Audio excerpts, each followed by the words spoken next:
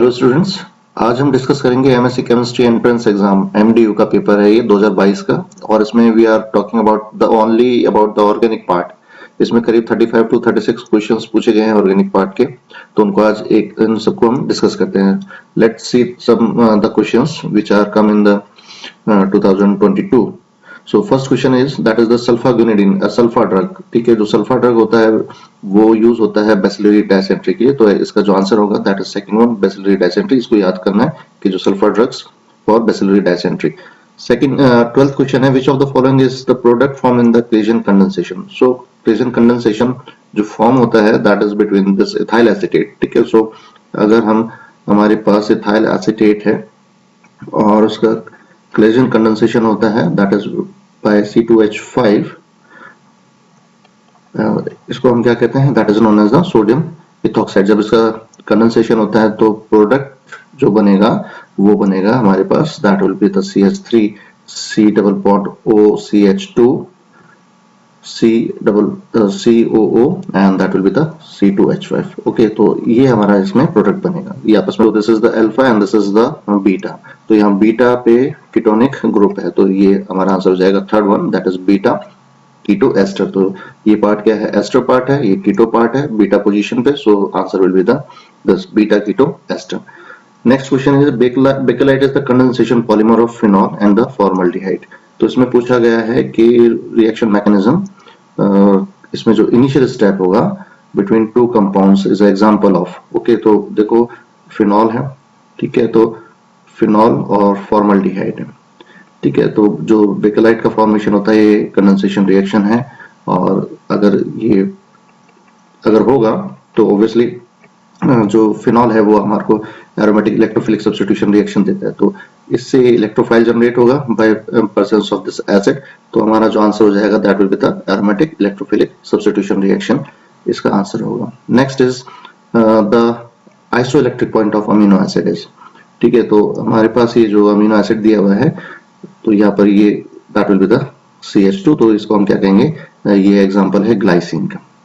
ठीक है, so this is the example of glycine. और ग्लाइसिन का इसको याद रखना पड़ेगा, ग्लाइसिन का जो आइसोइलेक्ट्रिक पॉइंट होता है दैट इज 5.97, तो answer will be this third one. Next, which of the following absorb the more wavelength। so lambda max यहाँ पर बात कर रहे हैं, तो lambda max किसमें सबसे ज्यादा एब्जॉर्ब होगी, that will depends upon। यहाँ पर देखो सभी जगह कॉन्जुगेशंस प्रेजेंट है, तो यहाँ पर हमें देखना है कि जहां पर कॉन्जुगेशन एक्सटेंड हो जाए तो वहां पर lambda max ज्यादा होगी। तो यहाँ पर जिसमें ज्यादा कॉन्जुगेशन है, तो यहाँ पर इसमें बेंजीन है, यहाँ पर फिनॉल रिंग है, तो फिनॉल है यहाँ पर, और यहाँ पर एनिलीन है। तो देखो यहाँ पर एक्सटेंशन कहाँ हो सकता है, यहाँ पर भी एक्सटेंशन हो सकता है कि अगर इसका जो लोन पेयर है वो यहाँ पर यूज हो जाए तो, और यहाँ पर भी सेम केस होगा। तो जो नाइट्रोजन के ऊपर लोन पेयर है that is used in the conjugation. तो यहाँ पर फॉर इसको अगर हम इसको ऐसे शो करें, तो यहाँ पर जो नाइट्रोजन के ऊपर जो लोन पेयर है एनिलीन के ऊपर, वो क्या हो जाएगा, that will be used in the conjugation हो जाएगा यहाँ पर। तो यहाँ पर एक्सटेंशन इन कॉन्जुगेशन होगा, तो यहाँ पर भी एक्सटेंशन इन कॉन्जुगेशन है, यहाँ पर भी एक्सटेंशन इन कॉन्जुगेशन है। यहाँ पर नहीं है क्योंकि यहाँ पर प्लस साइन है, तो यहाँ पर लोन पेयर प्रेजेंट है ही नहीं, तो वो कॉन्जुगेशन में यहाँ पर पार्टिसिपेट नहीं हो रहा है, यहाँ पर कुछ है ही नहीं एक्सटेंशन। तो अब यहाँ पर दोनों के अंदर हो रहा है, बट यहाँ पर ऑक्सीजन इज मोर इलेक्ट्रोनेगेटिव, तो इसका जो लोन पेयर है वो कॉन्जुगेशन में इतनी जल्दी पार्टिसिपेट नहीं करेगा। नाइट्रोजन लेस इलेक्ट्रोनेगेटिव है, तो लोन पेयर उसमें कॉन्जुगेशन में ज्यादा पार्टिसिपेट करेगा। सो लैम्डा मैक्स किसकी ज्यादा होगी, that will be the this aniline की जो वेवलेंथ है वो एब्जॉर्ब एट मोर वेवलेंथ, तो हमारा आंसर हो जाएगा this third one, that will be the aniline. Next is the calculate the maximum wavelength. यहाँ पर भी हमारे को लैम्डा मैक्स कैलकुलेट करने को दिया गया है, तो यहाँ पर इस न्यूमेरिकल को कैसे सॉल्व करेंगे। यहाँ पर हमारे पास जो रिंग दी हुई है वो है, यहाँ पर देखो ये कॉन्जुगेशन इस प्रेजेंट। ठीक है, तो यहाँ पर कॉन्जुगेशन, सो ये पार्ट हमारे को यूज करना है। तो यहाँ पर ये this will be the homoannular conjugated diene हो गया है यहाँ पर। तो होमोएनुलर का बेसिक यूनिट कितनी होती है, तो ये है होमोएनुलर सिस्टम हो गया, होमोएनुलर कॉन्जुगेटेड सिस्टम है ये। तो इसकी जो बेसिक यूनिट होती है दैट इज 253 नैनोमीटर होती है।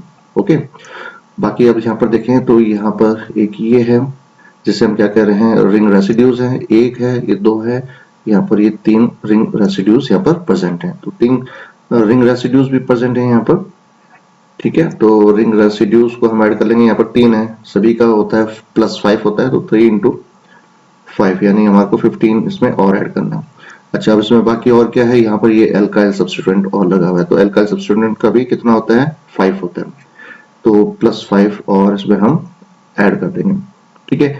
अब यहाँ पर और ये एक एक्सोसाइक्लिक डबल बॉन्ड भी प्रेजेंट है। देखो यहाँ पर ये जो है, ये एक्सोसाइक्लिक डबल बॉन्ड है इस रिंग का, ठीक है। तो एक एक्सोसाइक्लिक डबल बॉन्ड भी यहाँ पर प्रेजेंट है, तो एक्सोसाइक्लिक डबल बॉन्ड भी यहाँ पर प्रेजेंट है। तो एक्सोसाइक्लिक डबल बॉन्ड का भी कितना हमारे को करना पड़ता है, उसका भी हमारे को +5 करना पड़ता है। सो इन सबको हम टोटल करेंगे, so the answer will B, that will be the answer. तो इसका आंसर हो जाएगा, दैट विल बी 278, ठीक है। तो हमारा यहाँ 278 nanometer, this will be the answer. Next is, what is the relation between the restoring force? Okay, F is the displacement, Q is the Hooke's law। तो इसका जो आंसर है वो बहुत सिंपल है, that will be this first one। ये इसको याद रखना है क्योंकि ये नेगेटिव में है, क्योंकि ये रेस्टोरिंग फोर्स है तो नेगेटिव के अंदर ये होगा। Okay, so next question is, what is the order of decreasing vibrational frequency of carbon Cl bond, carbon bromine, carbon carbon, carbon oxygen and the carbon hydrogen bond। Okay, तो हमारे को यहाँ पर ध्यान में रखना है कि ये वाइब्रेशनल फ्रीक्वेंसी पूछ रहा है, तो वाइब्रेशनल फ्रीक्वेंसी इसको हम यहाँ से इस फॉर्मूला से हम निकाल सकते हैं, that is K upon U, that is the, this is the reduced mass, ठीक है। ये क्या है, रिड्यूस्ड मास है, ठीक है। तो यहाँ पर हम इसको अगर जिसका ज्यादा रिड्यूस मास होगा तो उसकी वाइब्रेशन फ्रीक्वेंसी उतनी ही कम होगी। तो रिड्यूस मास कैसे निकलेगा, रिड्यूस मास निकलता है, उसका formula that will be the m1 m2 upon m1 plus m2, ठीक है। तो अब यहाँ पर अगर कार्बन है तो कार्बन तो यहाँ सभी में कॉमन है, ठीक है। यहाँ पर कार्बन तो सभी में कॉमन है। दूसरा इसमें क्लोरीन है, ब्रोमीन है, कार्बन, ऑक्सीजन और हाइड्रोजन है। तो एक m2 का मास यहाँ पर सब में डिफरेंट है। तो अब यहाँ पर जिसमें सबसे ज्यादा m2 का मास जहाँ जितना ज्यादा होगा उतना ही ये रिड्यूस मास उतना ही ज्यादा हो जाएगा। तो रिड्यूस मास अगर ज्यादा होगा तो वाइब्रेशन फ्रीक्वेंसी उतनी ही कम हो जाएगी। तो यहाँ पर कार्बन और हाइड्रोजन, क्योंकि हाइड्रोजन का मास बहुत ही कम है तो रिड्यूस मास क्या हो जाएगा, बहुत कम हो जाएगा, और तो उससे क्या हो जाएगा, उसकी वाइब्रेशन फ्रीक्वेंसी सबसे हाई होगी। तो यहाँ पर हमारा ऑप्शन होगा, that will be the fourth one. क्यों, और ब्रोमीन का सबसे ज्यादा मास होगा तो उसका रिड्यूस मास ज्यादा होगा तो उसकी वाइब्रेशन फ्रीक्वेंसी कम होगी। तो so the order will be this, carbon hydrogen का जो वाइब्रेशन फ्रीक्वेंसी होगी दैट विल बी मैक्सिमम और इसकी सबसे कम होगी। Methyl peaks, okay, so methyl peaks पूछा है, would you expect to observe in the proton NMR spectra of the 614 dimethyl cyclohexane. Okay, so cyclohexane है हमारे पास और दैट इज 1,4, तो सपोज दिस इज 1, तो यहाँ पर हो गया CH3 और हाइड्रोजन, और 1,4 पे ये भी सिस फॉर्म है तो CH3 और ये हाइड्रोजन। सो यहाँ पर पूछा गया है केवल मिथाइल्स के पीक के बारे में, ये वो कितने एनएमआर सिग्नल्स देंगे। So CH3 and CH3 both are having the same chemical environment, तो ये इक्विवेलेंट प्रोटॉन्स हैं, तो ये कितने सिग्नल्स देंगे, that will give you only the only one signals will be given by this, the methyl peak। So the answer will be this 1। Next question है, इसमें x और y पूछे गए हैं। यहाँ पर ये डाइजोनियम सॉल्ट है, एक एसिडिक कंडीशन में है, दूसरा बेसिक स्लाइटली बेसिक कंडीशन में, एक स्लाइटली एसिडिक कंडीशन में दिया गया है। ओके, तो यहाँ पर जो प्रोडक्ट बनेगा वो, क्योंकि एक एसिडिक मीडियम में है दूसरा बेसिक मीडियम में है, तो यहाँ पर ये लग जाएगा डाइजोनियम सॉल्ट, जो लगेगा एक तो यहाँ पर डाइजोनियम सॉल्ट लग जाएगा और दूसरा इस रिएक्शन में यहाँ पर डाइजोनियम सॉल्ट यहाँ पर ऐड हो जाएगा। तो यहाँ पर देखो, इसमें यहाँ पर है और यहाँ पर है, तो ये नहीं होगा। और इसके बाद हम चलें नीचे, आंसर देखें तो यहाँ पर इसके अंदर ये भी नहीं होगा और यहाँ पर ये भी नहीं है। तो यहाँ पर देखो, ये डाइजोनियम सॉल्ट इधर लगा हुआ है और ये ऑर्थो पोजीशन पे यहाँ पर लगा हुआ है, तो answer will be this third one. ये भी आंसर इसका नहीं होगा, तो आंसर कौन सा होगा, answer that will be the third. Next question है, यहाँ पर है कि एक nitrogen compound containing aromatic compound A reacts with SnHCl, so this is the reducing agent followed by the HNO2, तो HNO2 is used for nitrating agent, ठीक है, to give an unstable compound B, ठीक है। B on treatment with phenol form a coloured compound. तो colour compound कब बनते हैं? Coupling reactions में बनते हैं, और कपलिंग रिएक्शन के लिए हमारे को डाइजोनियम सॉल्ट की जरूरत पड़ती है। तो यहाँ पर जो ए पूछा गया है, तो सबसे पहले यहाँ रिडक्शन किया गया है, ठीक है। तो रिडक्शन किसका किया गया है, फिर वो हो जाएगा that will be this nitrobenzene होगा। उसका अगर हम रिडक्शन करते हैं तो क्या मिलेगा? मिलेगा हमारे को एनिलीन मिलेगा, ठीक है। तो एनिलीन है, एनिलीन का फिर HNO2 से रिएक्शन करेंगे तो क्या मिलेगा हमारे को? डाइजोनियम सॉल्ट मिलेगा, ठीक है।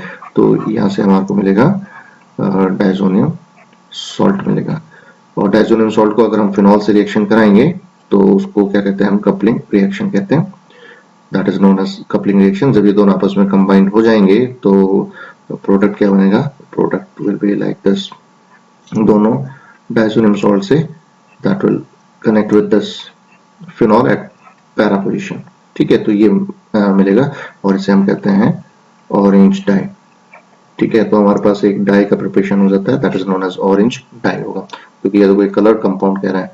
तो यहाँ पर पूछा है ए, तो आंसर हो जाएगा हमारा दैट विल बी सेकंड। अगर ये यहाँ से स्टार्ट करता है HNO2 से तो हमारा होता एनिलीन होता, बट यहाँ पर रिडक्शन किया है तो नाइट्रोबेंजीन का रिडक्शन करके सबसे पहले हमारे को एनिलीन लेनी है यहाँ पर, और उसके बाद फिर इसका HNO2 से रिएक्शन करा गया। तो हमारा आंसर हो जाएगा नाइट्रोबेंजीन, यानी सेकंड आंसर हो जाएगा इसका। Next is the order of aromaticity of the furan, thiophene और पायरोल, ठीक है। तो इसको याद रखना है कि सबसे ज्यादा जो होती है एरोमेटिसिटी वो होती है थायोफिन की, उससे कम होती है पायरोल की, उससे कम होती है फ्यूरन की। तो थायोफिन इसके अंदर भी है, तो ये नहीं होगा आंसर, ये भी नहीं होगा, इन दोनों में आंसर होना चाहिए। सो थायोफिन, उससे फिर होती है पायरोल, तो answer will be this third one. तो आंसर इसका हो जाएगा third. Reacts with FCHO formaldehyde in presence of aqueous HCl. So this is the example of chloromethylation. ये जो रिएक्शन है इसे हम कहते हैं क्लोरोमिथाइलेशन। ओके, सो क्लोरोमिथाइलेशन अगर करेंगे हम तो CH2Cl ये लगना चाहिए। तो यहाँ पर हमारे पास थायोफिन है, तो आंसर इसका हो जाएगा सेकंड वन। तो इसका आंसर होगा तो CH2Cl, यहाँ पर सेकंड पोजीशन पे CH2Cl लग जाएगा। तो ये एग्जांपल है क्लोरोमिथाइलेशन का। नेक्स्ट क्वेश्चन है, compound A and B exhibit two singlets, उसके NMR स्पेक्ट्रम में द एक्सपेक्टेड केमिकल शिफ्ट हमारे को इसमें देखना है। तो यहाँ पर हमारे को दो कंपाउंड दिए गए हैं और यहाँ पर बहुत सारी वैल्यूज दी गई हैं। तो इसकी वैल्यूज दी गई हैं, एक तो CH3 ग्रुप जो यहाँ लगा हुआ है उसके प्रोटॉन्स की और इन हाइड्रोजन्स की, ठीक है। तो यहाँ पर CH3 और बाकी इन हाइड्रोजन्स की हमारे को केमिकल शिफ्ट वैल्यू बतानी है। ओके, सो यहाँ पर हम देखें तो फर्स्ट वाले के अंदर तो यहाँ पर ये ऑक्सीजन के ऊपर लोन पेयर प्रेजेंट है और ये सीधा डायरेक्टली कनेक्टेड है with benzene. Okay, so the electrons will goes towards benzene ring. तो क्या करेगा ये यहाँ पर डेल्टा वैल्यू को ये कम करेगा। तो जो बेंजीन की होती है 7.37, तो उससे कम आनी चाहिए, ठीक है। तो यहाँ पर हमारे पास एक तो ये है जिसमें कम है ए की, तो ये वाले तो आंसर नहीं होंगे क्योंकि यहाँ पर 7.7 है, बढ़ गई है, बढ़नी नहीं चाहिए क्योंकि यहाँ पर ऑक्सीजन जो इसे कनेक्ट है उसके पास लोन पेयर्स हैं जो यहाँ पर कॉन्जुगेशन में पार्टिसिपेट कर सकता है, that is going towards the ring. तो यहाँ पर जो है वो केमिकल शिफ्ट वैल्यूज को डिक्रीज करेंगे, यानी यहाँ पर शील्डिंग हो रही है। तो हमारे पास यहाँ पर दो है। ओके, उसके बाद है हमारे पास यहाँ पर ये CH3 है और ये दोनों, इन दोनों का जो CH3 है दोनों एक ही सिग्नल्स देंगे, these are equivalent protons। Okay, तो यहाँ पर because these are connected with this carbonyl group, तो ये D शील्ड होंगे, तो हमारे पास एक है 3.9 और एक है 2.1। तो यहाँ पर चलो हम इसको देखते हैं अभी कि ये 3.9 होगा या 2.1 होगा। अभी यहाँ चलते हैं, यहाँ पर जो कार्बन जो रिंग से है वहां पर सीधा ये जो कार्बोनिल ग्रुप अटैच है जो इलेक्ट्रॉन को विड्रॉ करेगा यहाँ से बेंजीन रिंग में से। तो ये पर यहाँ पर डी शील्डिंग होगी तो केमिकल शिफ्ट वैल्यूज ज्यादा होंगी। तो यहाँ पर जो होगा तो ऑब्वियसली वो 7.7 आ जाएगा, ठीक है। बट अब यहाँ बात करें तो CH3 की, तो CH3 is directly connected with this oxygen, but यहाँ जो CH3 है वो पहले कार्बन से कनेक्ट है फिर देन ऑक्सीजन से। तो यहाँ पर CH3 is directly connected with the oxygen, तो ये जो CH3 है वो ज्यादा डी शील्ड होंगे। सो यहाँ ज्यादा डी शील्ड होने की वजह से इनकी वैल्यूज वो ज्यादा होंगी, तो हमारा आंसर हो जाएगा that will be the fourth one. So this will be the answer. Next is identify the following with the highest ring strain. यहाँ पर ring strain पूछा है, तो cyclohexane है हमारे पास एग्जाम्पल में, देन साइक्लोप्रोपेन है 5 मेंबर रिंग हो जाएगी, उसके बाद साइक्लोब्यूटेन है 4 मेंबर रिंग है, और एक है हमारे पास साइक्लोप्रोपेन है, तो साइक्लोप्रोपेन ये तो 3 मेंबर रिंग है हमारे पास। ठीक है, तो साइक्लोहेक्सेन की अगर उसमें हमारे को रिंग स्ट्रेन पता करें तो दैट विल बी द जो एंगल है वो दैट विल बी द 120 इसके अंदर होता है। साइक्लोपेंटेन में कितना होता है, वो होता है 108 डिग्री होता है, और साइक्लोब्यूटेन में 90 डिग्री होता है, और साइक्लोप्रोपेन के अंदर वो होता है 60 डिग्री। तो यहाँ पर सबसे कम एंगल है, तो यहाँ पर रिंग स्ट्रेन सबसे ज्यादा हुआ, तो हाईएस्ट रिंग स्ट्रेन पूछा है, तो हमारा आंसर हो जाएगा cyclopropane, that will be the answer.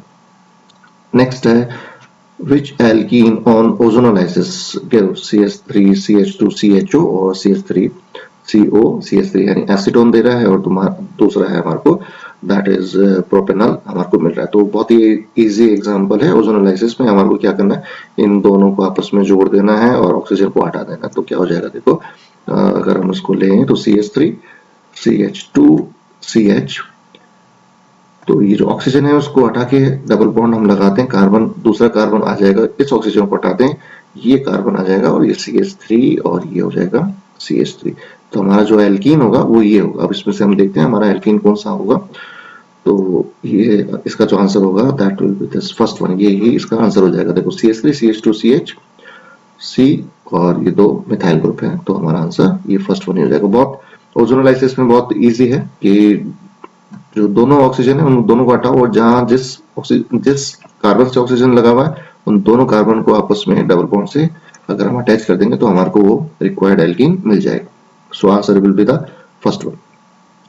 Next question है arrange the following compounds on increasing order of polarity. तो पोलैरिटी विल बी जनरेटेड अगर इनके ऊपर जो सेपरेशन ऑफ द चार्ज आएगा, तो ऑक्सीजन इज मोर इलेक्ट्रोनेगेटिव, तो पॉजिटिव सॉरी नेगेटिव इस पे आ जाएगा और पॉजिटिव यहाँ आ जाएगा, ऐसे ही यहाँ पर नेगेटिव और यहाँ पर आ जाएगा पॉजिटिव, ऐसे ही यहाँ पर नेगेटिव और यहाँ पर आ जाएगा पॉजिटिव। अब यहाँ पर हम इनकी स्टेबिलिटी अगर हम यहाँ देखते हैं तो ये तो ना तो एरोमेटिक है, कुछ भी नहीं है, ये एरोमेटिक है, सो दिस इज एरोमेटिक है।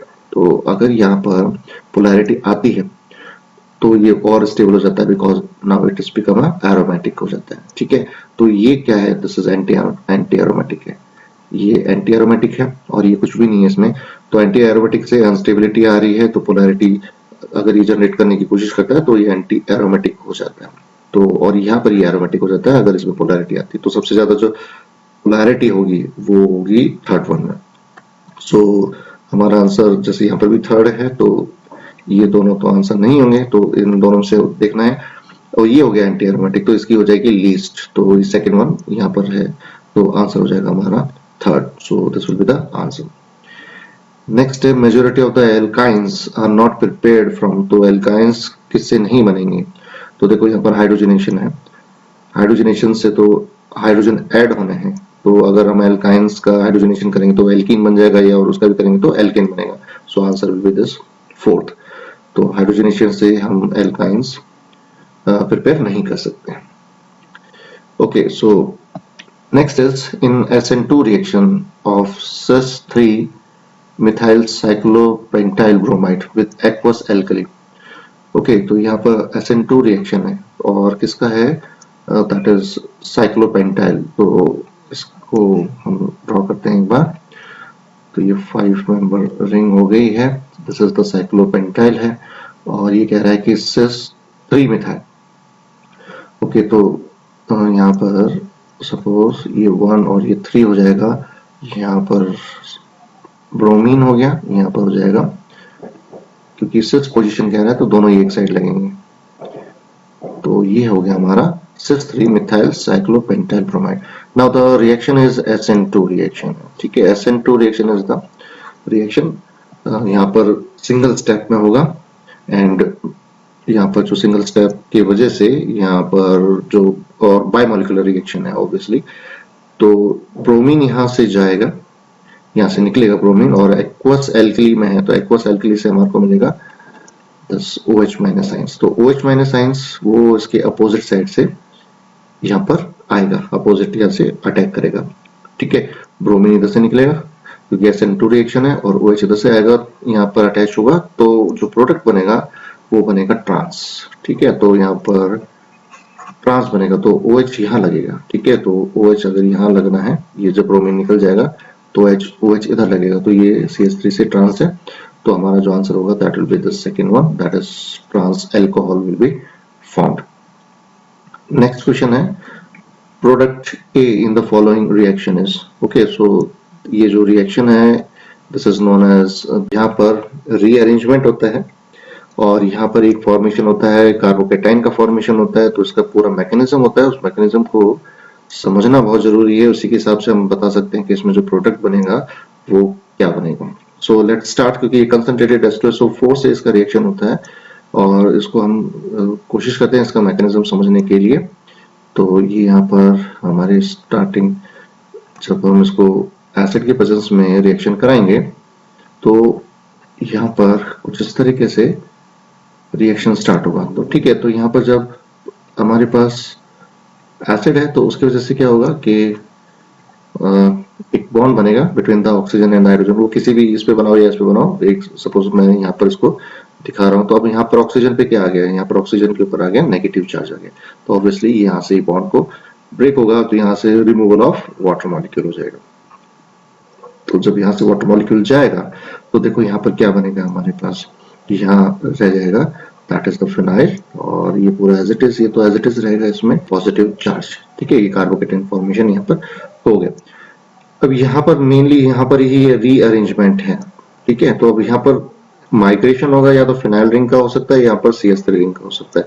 तो अगर यहाँ पर फिनाइल रिंग है और CH3 है तो माइग्रेशन होगा that will be the phenyl ring, क्योंकि phenyl ring will migrate to this carbon, ठीक है। जब यहाँ पर माइग्रेशन हो जाएगा तो ये क्या बन जाएगा, that will be the CH3 C phenyl, अब यहाँ पर आ गए। तो फिर बाद में यहाँ पर जो यहाँ पर इसके जो लोन पेयर्स हैं वो वापस यहाँ जाएंगे, तो इससे डबल बॉन्ड यहाँ पर क्रिएट होगा, यहाँ डबल बॉन्ड क्रिएट होगा, तो ये बने फिनाइल, और यहाँ पर आ गया ऑक्सीजन के ऊपर पॉजिटिव चार्ज, तो ये वापस यहाँ से बॉन्ड तोड़ेगा, ये हाइड्रोजन यहाँ से निकल जाएगा और ये कीटोनिक ग्रुप यहाँ पर तैयार हो जाएगा और पॉजिटिव चार्ज हट जाएगा यहाँ पर, तो फाइनल प्रोडक्ट यहाँ पर ये बन जाएगा, ठीक है। हमारा प्रोडक्ट बनेगा। अब इसमें देखते हैं कि हमारा प्रोडक्ट कौन सा है, तो ये नहीं है प्रोडक्ट, ये भी नहीं बनेगा, इन दोनों में से है होगा, यहाँ पर ये फिनाइल रिंग है तो ये नहीं है, तो हमारा आंसर हो जाएगा that will be the third one. तो देखो यहाँ पर जो CH3 फिनाइल है, तो CH3 फिनाइल है, फिर उसके बाद C double bond O and CH3, तो answer will be this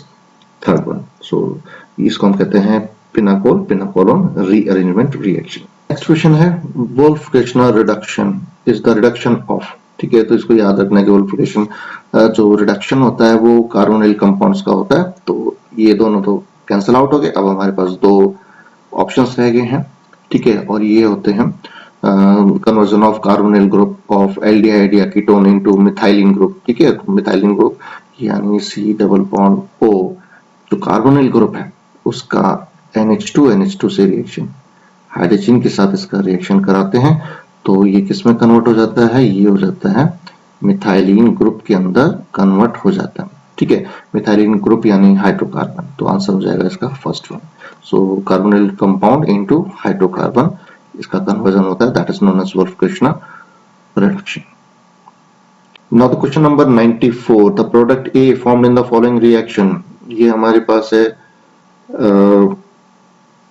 acetophenone is there, acetophenone है और उसका फॉर्मल्डिहाइड के साथ रिएक्शन है, और एक नाइट्रोजन कंटेनिंग कंपाउंड है जिसके साथ रिएक्शन है, तो HCHO, और ये जो है वो एक पर्टिकुलर नेम रिएक्शन है, that is known as binding reaction, इसको याद रखना है, and that is reaction is very important, ठीक है। तो यहाँ पर हमारे को एक्टिव हाइड्रोजन से इसका रिएक्शन होता है कुछ इस तरीके से, तो यहाँ पर एक्टिव हाइड्रोजन हमारे पास यहाँ पर प्रेजेंट है, इसका जो रिएक्शन होता है वो कुछ इस तरीके से होता है कि एक ग्रुप यहाँ से आएगा, एक एक्टिव हाइड्रोजन यहाँ से होगा, और हमारे यहाँ पर क्या है, दैट इज फॉर्मल्डिहाइड है, ठीक है। तो फॉर्मल्डिहाइड इसको यहाँ हम रखते हैं, प्लस इसके बाद एक एक्टिव हाइड्रोजन जो नाइट्रोजन से कनेक्टेड, ठीक है। तो तो यहाँ पर ये नाइट्रोजन से एक जो कनेक्ट है वो हाइड्रोजन है। So these two hydrogens are active hydrogen. जब ये आपस में कंबाइन होंगे, जब ये तीनों आपस में कंबाइन होंगे तो क्या बनेगा, देखो सी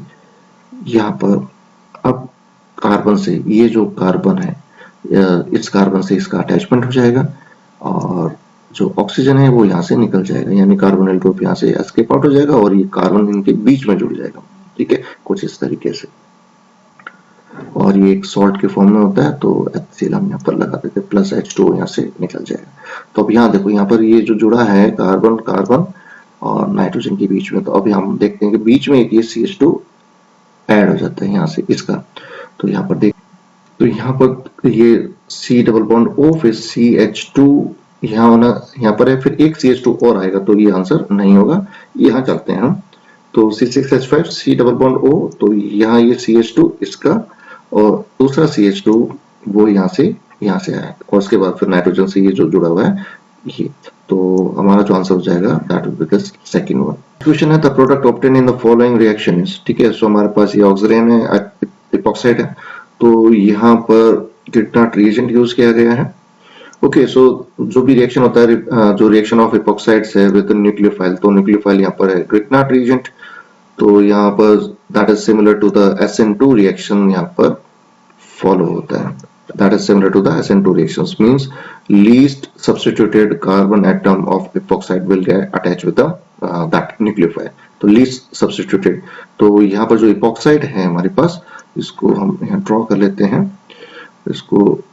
so this is the epoxide, R dash double dash ये ऑक्सीजन है and this is the ring form। Okay, so ये हमारी एक रिंग फॉर्म, ठीक है। तो यहाँ पर है that is CH2। तो यहाँ पर रिंग ओपन हो सकती है, इस साइड से हो सकती है और इस साइड, दोनों साइड से हो सकती है, या तो ये बॉन्ड टूटे या ये बॉन्ड टूटे, तो रिंग दोनों साइड से ओपन हो सकती है। लेकिन क्योंकि ये न्यूक्लियोफिलिक, यहाँ पर जो न्यूक्लियोफाइल आएगा और ये SN2 रिएक्शन को फॉलो करेगा, और वो जो न्यूक्लियोफाइल है वो कहाँ पर आना चाहिए, लीस्ट सब्स्टिट्यूटेड कार्बन एटम पे आना चाहिए। तो यहाँ तो ये अगर रिंग यहाँ से टूटती है तो यहाँ पर न्यूक्लियोफाइल आएगा, यहाँ पर न्यूक्लियोफाइल आना चाहिए, तो यहाँ पर तो नहीं आएगा क्योंकि ये तो ज्यादा सब्स्टिट्यूटेड है।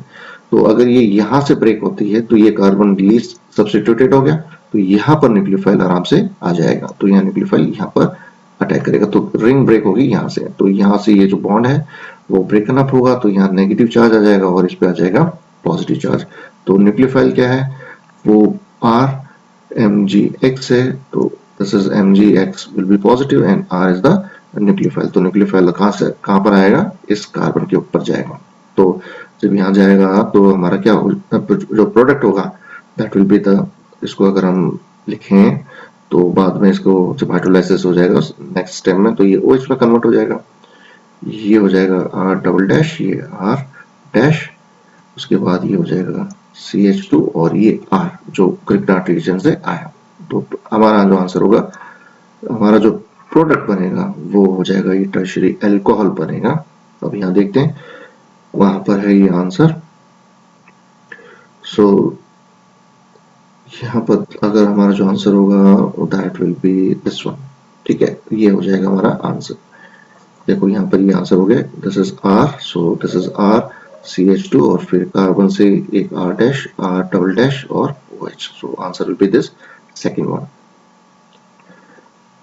Which reagent can distinguish ethanol and phenol? So ये हमारे को याद रखना है कि thionyl chloride है, वो उसको हम यूज कर सकते हैं to distinguish ethanol and phenol। So हमारा आंसर हो जाएगा first one।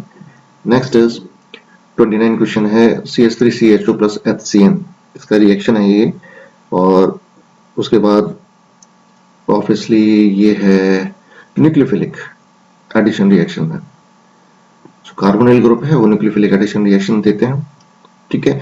तो यहाँ पर CH3 C double bond O and this H, और हमारा यहाँ पर रिएक्शन है HCN के साथ, तो CN is the nucleophile, H plus है, तो यहाँ ये नेगेटिव हो जाएगा, ये पॉजिटिव हो जाएगा, तो CN will go to this carbon. Okay, तो क्या बना, that will form CH3 OH CN और ये है H, ठीक है। उसके बाद इसका, क्योंकि ये कह रहा है मिक्सचर ऑफ एनेंशियम या डायस्टोमर्स, तो ऑब्वियसली यहाँ पर हाइड्रोलाइसिस और होगा, ठीक है। यहाँ पर हाइड्रोलाइसिस और होगा, और जब इसका हम हाइड्रोलाइसिस कराएंगे, जब इसका हाइड्रोलाइसिस होगा तो ये जो CN ग्रुप है that will converted into COH group, तो ये बन जाएगा CH3OH H और ये हो जाएगा COH। सो ये क्या है, this is the lactic acid, this is the lactic acid formation, ठीक है। तो लैक्टिक एसिड इज एनेंशियमस, ठीक है। तो हमारा जो आंसर हो जाएगा that will be the first, the mixture of 1:1 ratio enantiomer of acid बन जाएगा, ठीक है। तो इस एसिड से हमारे को पता चलेगा कि इसका हाइड्रोलाइसिस है, क्योंकि यहाँ अगर यहाँ CN का हाइड्रोलाइसिस होगा तभी वो एसिड में कन्वर्ट होगा, तो इन दोनों का इक्वल रेशियो में बनता है, तो that will 1:1 enantiomer of acid will be the answer. Next is the structure of the product X। अब यहाँ जो X हमारे को आइडेंटिफाई करना है, यहाँ दो रिएक्शन एक साथ हैं, एक है NaOH और ब्रोमीन के साथ, उसके बाद इसका रिएक्शन है, तो ये है बेंजोइल क्लोराइड के साथ इसका रिएक्शन, दो रिएक्शन है। तो देखो NaOH और Br2 के साथ जो रिएक्शन है वो है हॉफमैन ब्रोमाइड रिएक्शन, ठीक है। हॉफमैन ब्रोमाइड रिएक्शन ब्रोमाइड का स्पेशल रिएक्शन है, जो क्या करता है, जो अमाइड है, अमाइड ग्रुप को किसमें कन्वर्ट करता है, अमाइन ग्रुप में कन्वर्ट करता है, ठीक है। किसको कन्वर्ट करता है, अमाइन ग्रुप में कन्वर्ट करता है। तो इसका मतलब जो फर्स्ट रिएक्शन है, तो ये पूरा जो अमाइड ग्रुप है वो किसमें कन्वर्ट हो जाएगा, that will converted into amine. तो क्या बन जाएगा, ये बन जाएगा, यहाँ पर ये कन्वर्ट होके NH2 बन जाएगा और ये CH3 रह जाएगा, ठीक है। तो ये पहला कन्वर्ट हुआ इसके अंदर। अच्छा, उसके बाद इसका जो रिएक्शन है वो बेंजोइल क्लोराइड के साथ रिएक्शन, तो बेंजोइल क्लोराइड कहाँ रिएक्शन करेगा, वो NH2 पे रिएक्शन करेगा, तो NH2 पे से एक हाइड्रोजन चला जाएगा, एक क्लोरीन चला जाएगा, तो माइनस यहाँ HCl हो जाएगा, और फाइनल प्रोडक्ट क्या बन जाएगा, वो बन जाएगा that will be the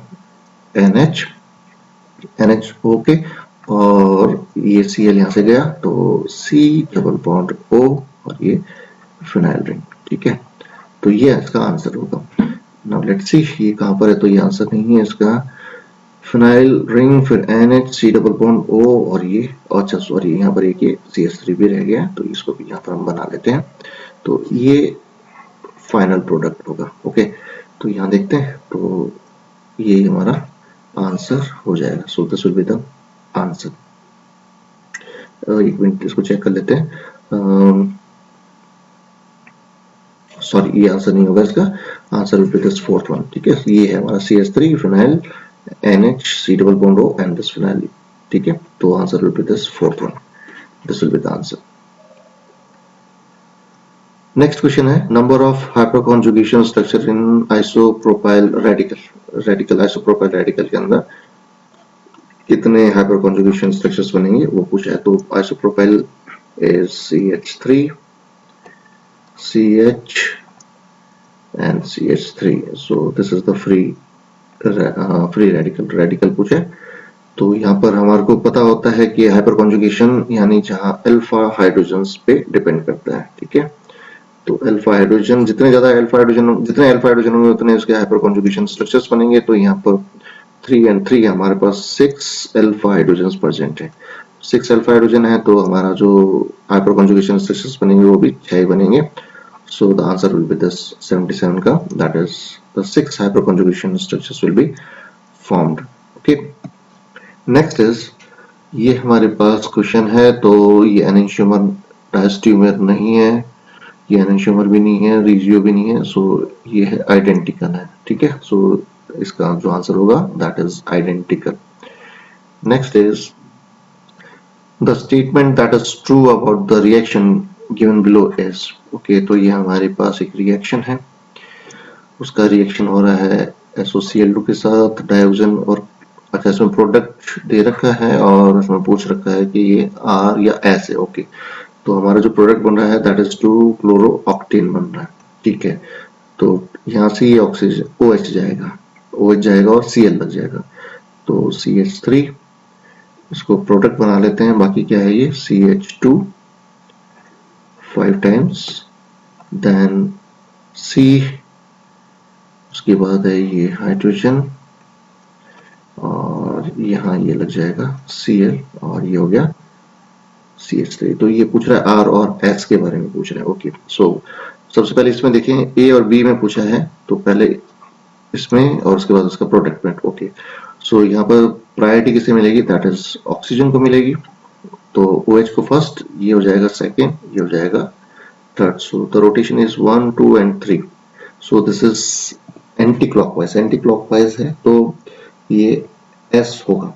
but यहाँ जो लोएस्ट प्रायोरिटी का है दैट इज टुवर्ड्स व्यूअर, तो हमारे को आंसर चेंज करना पड़ेगा, that is R।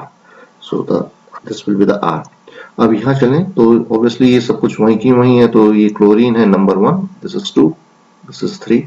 So again the rotation is again anti clockwise, यानी ये S है, लेकिन लोएस्ट प्रायोरिटी का टुवर्ड्स व्यूअर है, तो उसको वापस आंसर चेंज करना पड़ेगा, that will be the R। So A and B both are R isomer, तो आंसर इसका हो जाएगा फर्स्ट वन। नेक्स्ट है which intermediate is involved in the following reaction। Okay, तो हमारे पास ये रिएक्शन है, उसमें लाइट की प्रेजेंस में इसका रिएक्शन करा रहे हैं और प्रोडक्ट ये बन गया, तो यहाँ से ये ओपन होगा। ओके, सो लाइट की प्रेजेंस में है तो डेफिनेटली फिर ये यहाँ से ये N2 निकलेगा, -N2 निकलेगा और ये बन जाएगा कार्बीन। तो ये कुछ कार्बीन यहाँ कुछ इस तरीके से बनेगा, ये यहाँ से चला जाएगा नाइट्रोजन, तो ये यहाँ पर इसके जाने से ये कुछ इस तरीके से बन जाएगा। इसको मैं ड्रॉ कर देता हूँ, ये यहाँ पर और इलेक्ट्रॉन्स यहाँ, और इसी तरह दूसरी रिंग ये बनेगा, तो कार्बन यहाँ पर बनेगा क्योंकि ये लाइट के प्रेजेंस में है, तो answer will be this fourth one. तो 80 का आंसर हो जाएगा fourth, that is carbon. Next है the major product A and B in the following reactions. तो हमारे पास ये रिएक्शन है। ओके, तो यहाँ पर ये भी रिड्यूसिंग एजेंट है और ये भी रिड्यूसिंग एजेंट दिया हुआ है, ठीक है। तो अब यहाँ पर हमारे को देखना है कि सिलेक्टिव रिएजेंट कौन सा है और कहाँ पर किसका रिडक्शन होगा और किस में रिडक्शन नहीं होगा। Okay, so this is a very important और काफी अच्छा क्वेश्चन है ये।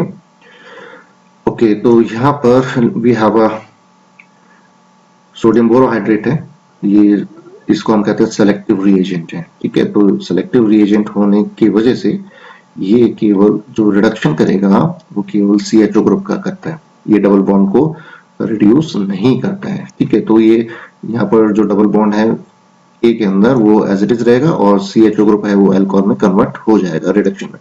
तो देखो यहाँ पर ये आंसर नहीं होगा इसका, इन तीनों में से ऑब्वियसली यहाँ पर इसने फिनाइल रिंग को ही रिड्यूस कर दिया, तो ये भी नहीं होगा क्योंकि सिलेक्टिव है, केवल ये फिनाइल रिंग को भी रिड्यूस नहीं करता है, कोई भी डबल बॉन्ड को ये रिड्यूस नहीं करता, केवल ये एल्डिहाइड को अल्कोहल में कन्वर्ट कर रहा है, तो ये भी नहीं होगा। और यहाँ पर ये दोनों हो सकते हैं। Now let's see next one. अब ये है लिथियम एल्युमिनियम हाइड्राइड है, तो लिथियम एल्युमिनियम हाइड्राइड रिंग को रिड्यूस नहीं करता है, बट ये बाकी सारे डबल बॉन्ड्स जो रिंग से बाहर है, जो ओपन चेन के अंदर हैं और एल्डिहाइड है उसको अल्कोहल में कन्वर्ट कर देते हैं। तो यहाँ पर ये भी नहीं होगा, तो ये आंसर तो हमारा पहले ही कैंसिल आउट हो चुका था और ये भी हमारा पहला कैंसिल, तो हमारे पास केवल ये दो ऑप्शंस बचते हैं।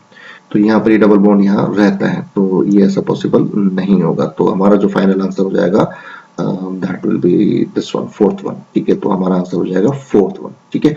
तो यहाँ पर ये बन जाएगा, इसको हम कहते हैं सिनेमल्डिहाइड, ठीक है। दिस इज ये हमारा सिनेमल्डिहाइड है और इसका जब हम सोडियम बोरोहाइड्रेट के साथ रिएक्शन करेंगे तो ये डबल बॉन्ड इंटैक्ट रहेगा, ये फिनॉल में अल्कोहल में कन्वर्ट हो जाएगा। और जब हम लिथियम एल्युमिनियम हाइड्राइड को यूज कर रहे हैं तो अब ये double bond is also reduced when phenyl group is attached with this beta carbon. तो ऑब्वियसली ये सारे यहाँ से जो डबल बॉन्ड है वो भी खत्म हो जाएगा, तो ये एक that will converted into saturated chain, ठीक है। तो हमारा आंसर हो जाएगा this fourth one. Next question is now alpha D plus glucose and beta D plus glucose are. तो यहाँ पर ये पूछा है कि ये दोनों क्या है। तो इन दोनों में जो डिफरेंस होता है वो कार्बन नंबर 1 पे ही होता है। तो कार्बन नंबर 1 पे अगर डिफरेंस होता है तो उसे हम कहते हैं एनोमर्स। तो आंसर हो जाएगा इसका दैट इज फर्स्ट वन, क्योंकि अल्फा डी प्लस ग्लूकोज में फर्स्ट कार्बन पे OH राइट हैंड साइड में होता है, जबकि बीटा डी प्लस ग्लूकोज के अंदर वो OH होता है वो लेफ्ट हैंड साइड पे होता है। तो ये डिफरेंस होता है कार्बन नंबर 1 पे, उसको हम कहते हैं एनोमर्स। ठीक है, next question is which of the following statement is correct. Okay, अब हमारे को ये स्टेटमेंट्स दी गई हैं और इसमें हमारे को पता करना है कि कौन सा इसमें करेक्ट है। सो रफ प्रोसीजर लेंथन्स, तो रफ डिग्रेडेशन होता है वो कम करता है, तो ये आंसर हमारा कैंसिल आउट हो गया। अगेन इसके बाद हम जो हमारा नेक्स्ट है वो है Ruff procedure shorten an aldol chain into 2 epimers. Okay, तो यहाँ पर हमारे को देखना पड़ेगा। अच्छा, उसके बाद है किलियानी फिशर सिंथेसिस लेंथन्स एंड शॉर्टन्स, तो ये दो आंसर हमारे कैंसिल आउट हो गए। इन आंसर इन दोनों में से होना चाहिए क्योंकि हमारे को करेक्ट आंसर ढूंढना है। So Kiliani Fischer produce lengthen an aldol chain and give 2 epimers, तो हमारा आंसर यही होगा, क्योंकि जब हम चेन लेंथनिंग करते हैं बाय किलियानी फिशर सिंथेसिस से तो हमारे पास दो प्रोडक्ट बनते हैं। एक बनेगा, हमारे पास बनता है डी प्लस ग्लूकोज और उसके साथ हमारे पास बनता है D plus mannose, D plus mannose. तो ये दोनों बनते हैं और ये दोनों एक दूसरे के एपिमर्स है, क्योंकि यहाँ पर जो डिफरेंस है वो कार्बन नंबर 2 पे होता है ग्लूकोज और मैनोज के अंदर। तो हमारा आंसर हो जाएगा आंसर नंबर 3। अच्छा, इसके अंदर क्यों नहीं होगा, क्योंकि ये 2 एपिमर्स नहीं देता है, क्योंकि जब चेन शॉर्टनिंग होती है तो अगर ग्लूकोज या मैनोज की चेन शॉर्टनिंग होगी तो ये हमारे को दोनों में ही ये देगा डी आर्बिनोज, डी आर्बिनोज। ठीक है, तो डी आर्बिनोज हमारे को यहाँ से मिलेगा, तो ये कोई एपिमर नहीं होता है, दोनों में सेम प्रोडक्ट मिल रहा है। अगर ग्लूकोज का अगर हम चेन शॉर्टनिंग करेंगे बाय रफ डिग्रेडेशन या मैनोज का शॉर्टनिंग करेंगे बाय रफ डिग्रेडेशन, तो answer is same, product is same. ठीक है, तो that is not a epimer. जबकि किलियानी फिशर सिंथेसिस करते हैं हम एल्डोल चेन, तो वो हमारे को 2 एपिमर्स देता है, एक ग्लूकोज और दूसरा मैनोज। तो आंसर हो जाएगा हमारा दिस थर्ड वन, 97 का थर्ड वन। नेक्स्ट है which of the following reagent when treated with phenyl magnesium bromide, यानी कि reactant reagent है followed by acid workup will yield 2-phenyl ethanol। Okay, तो ये हमारे पास एक दूसरा रिएक्शन है, इसमें हमारे को दिया हुआ है फिनाइल मैग्नीशियम ब्रोमाइड दिया हुआ है और एसिडिक एनवायरनमेंट इसमें इसका रिएक्शन कराया गया। ओके, और तो हमारे को पता करना है कि किसके साथ इसका रिएक्शन है। ओके, ठीक है, तो ये जो एसिड वर्कअप है तो इसका मतलब ये हमारे पास इपॉक्साइड होना चाहिए, तो ये इसका आंसर दैट इज ऑक्सरेन। ठीक है, तो ये है, अगर देखो प्रोडक्ट हमारे पास 2-phenyl ethanol बन रहा है, ठीक है, तो ये होगा हमारा इनिशियल रिएक्टेंट, ये हमारा होगा इनिशियल रिएक्टेंट। जब इसका, क्योंकि एसिडिक कंडीशन में कर रहे हैं तो यहाँ पर ये एसिडिक कंडीशन में कर रहे हैं, तो ये H+ आयन है वो O का एक लोन पेयर लेगा, तो ये बन जाएगा CH2 और इससे ऑक्सीजन से एक बॉन्ड बनाएगा, तो ऑक्सीजन पे पॉजिटिव चार्ज आएगा। अब ये रिंग कहीं से भी ब्रेक हो सकती है, सपोज ये यहाँ से ब्रेक हो गई तो यहाँ पर आएगा पॉजिटिव चार्ज और ये यहाँ से जाएगा, क्योंकि ये अब हो गया हमारा न्यूक्लियोफाइल यहाँ जाके फिनाइल रिंग से लग जाएगा। तो फिनाइल रिंग से लगेगा, तो सपोज मैं फिनाइल रिंग को यहाँ लगाता हूँ तो ये बन जाएगा फिनाइल, उसके बाद ये CH2, ये वाला CH2, क्योंकि ये तो हमने यहाँ से इसको क्लीवेज कर दिया, उसके बाद ये दूसरा CH2, उसके बाद ये हो जाएगा OH। ठीक है, तो हमारा जो प्रोडक्ट है दैट इज 2-phenyl ethanol, तो this is 1 and this is 2-phenyl ethanol will be the product, so answer is oxirane। ठीक है, तो आंसर